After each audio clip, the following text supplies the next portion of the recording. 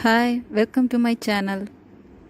இன்றைக்கி நாம் left over idli dosa ரெண்டையுமே வச்சு ஒரு ரெசிபி பண்ண போகிறோம். இட்லி தோசை ரெண்டுமே இருந்ததுனால இதில் 2 அதில் 2 இருந்தது, மிச்சம் இருந்தது. அதை வச்சு நான் இந்த ரெசிபி பண்ணியிருக்கிறேன். இதை ஒரு நாள் டிஃபனாகவே இன்றைக்கி காலையில் சாப்பிட்டாச்சு. நல்லா வந்திருந்தது. எப்படி செய்யலான்னு பார்க்கலாம் வாங்க.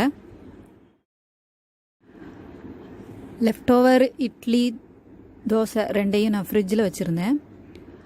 அதை எடுத்து கொஞ்சம் நேரம் பண்ணிவிட்டு அதை இந்த மாதிரி பிச்சு பிச்சு வச்சுக்கிட்டேன்.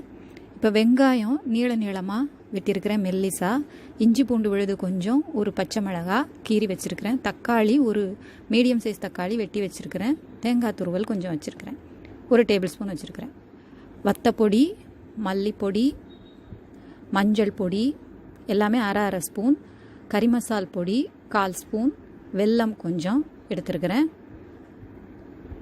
இப்போ இதில் கருவேப்பிலை தாளிக்கிறதுக்கு எடுத்துருக்கிறேன், பெருங்காயம் கொஞ்சம் எடுத்துருக்கிறேன், உப்பும் தயாராக இருக்குது. இப்போ ஒரு பாத்திரத்தில் 1 டேபிள் ஸ்பூன் நெய் விட்டுக்கிறேன். முழுசும் நெய்யே விட்டுக்கலாம் அல்லது பாதி நெய் பாதி நல்லெண்ணெய் சேர்த்துக்கலாம்.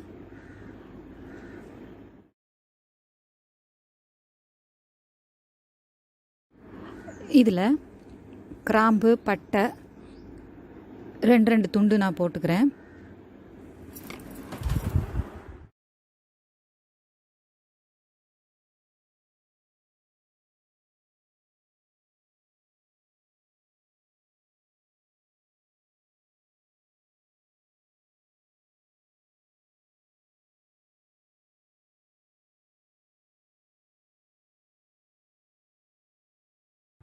ஏலக்காயை தட்டி அதையும் சேர்த்துக்கிறேன்.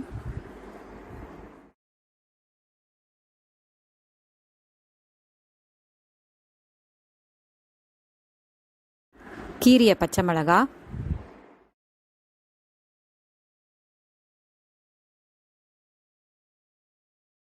கருவேப்பிலை,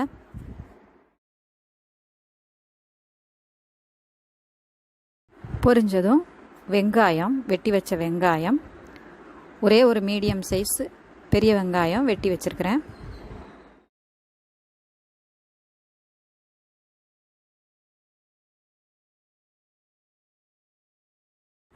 நல்லா வதங்கணும், சாஃப்டாகிற வரைக்கும் வதங்கணும்.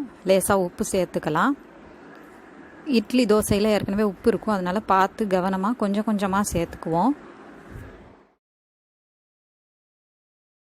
வதங்கிறதுக்காக நம்ம இப்போ சேர்க்குறோம். இதில் இஞ்சி பூண்டு விழுதையும் சேர்த்துக்கிறேன். கொஞ்சம் பச்சை வாசம் போகிற வரைக்கும் லேசாக வதக்கிட்டு தக்காளியை சேர்த்துக்கலாம்.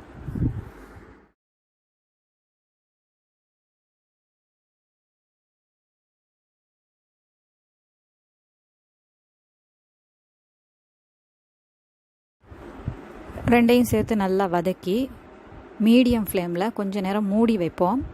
அப்போ தான் அந்த வெங்காயம் வந்து கொஞ்சம் சாஃப்ட் ஆகும் அந்த வேர்வையில். இப்போ பெருங்காயத்தூள் கொஞ்சம் போட்டுக்கிட்டேன்.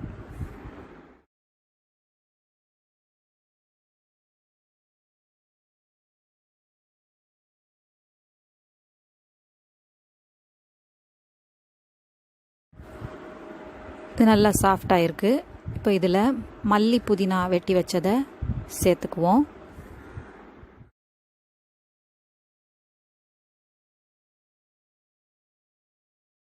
தேங்காய் துருவலும் சேர்த்துக்குவோம். காய்கறி எதுவுமே சேர்க்கலை. விரும்புகிறவங்க கேரட்டை துருவி போட்டுக்கலாம். துண்டாக போட்டால் எந்த அளவுக்கு வேகும்னு சொல்ல முடியாது. துருவி போட்டால் நம்ம வெங்காயம் வதக்கிற நேரத்தில் நல்லா வெந்துடும்.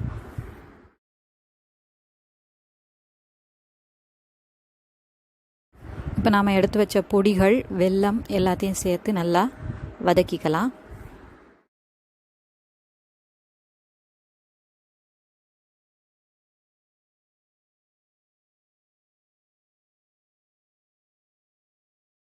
இதில் 1/2 டம்ளர் தண்ணி விட்டு லேசாக வேக வைக்க போகிறோம். மசாலாலாம் சேர்த்து லேசாக கிரேவி மாதிரி லைட்டாக கிடைச்சாதான் இட்லிலையும் அந்த தோசை பீசஸ்லையும் நல்லா ஏறும். மிக்ஸ் ஆகும். அதனால் நம்ம லேசாக தண்ணி சேர்த்துக்கிறோம். உப்பு இந்த ஸ்டேஜில் கொஞ்சம் பார்த்து போட்டுக்கலாம் வேணும்னா.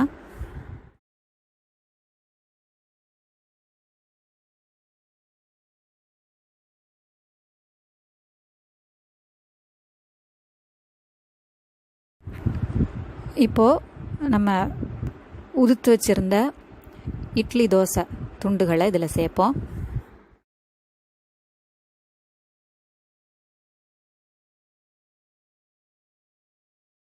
முதல்ல தோசை துண்டுகளை மட்டும் நான் சேர்த்து விரவிக்கிறேன். ஏன்னா இட்லி உதுத்தது ரொம்ப தூளாக இருந்தது. முதல்ல இதை சேர்த்துட்டு அதுக்கப்புறம் அதை சேர்க்கும்போது நல்லா மிக்ஸ் ஆகும்.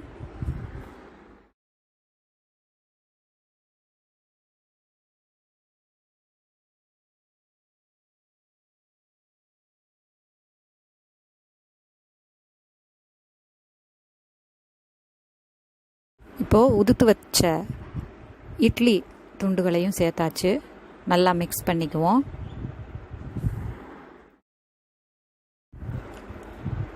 லெஃப்ட் ஓவர் இட்லி தோசையில் ரெசிபி தயாராகிருச்சு.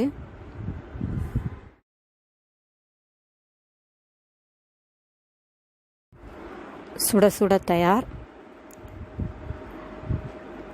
லேசாக தக்காளி சாதம் மாதிரி ஒரு டேஸ்ட் கொடுக்கும். சில சமயம் லைட்டாக கொத்து புரோட்டா மாதிரி தோணும். நல்லாயிருக்கும். செஞ்சு பாருங்கள். செஞ்சு பார்த்து உங்கள் கமெண்ட் சொல்லுங்கள். இதில் நீங்கள் ஏதாவது உங்கள் ஐடியா சேர்த்து செஞ்சீங்கன்னா அதையும் சொல்லுங்கள். பிடிச்சிருந்தா லைக் பண்ணுங்கள், ஷேர் பண்ணுங்கள், சப்ஸ்கிரைப் பண்ணுங்கள். சப்ஸ்கிரைப் பண்ண எல்லாருக்கும் நன்றி. வணக்கம். Take care.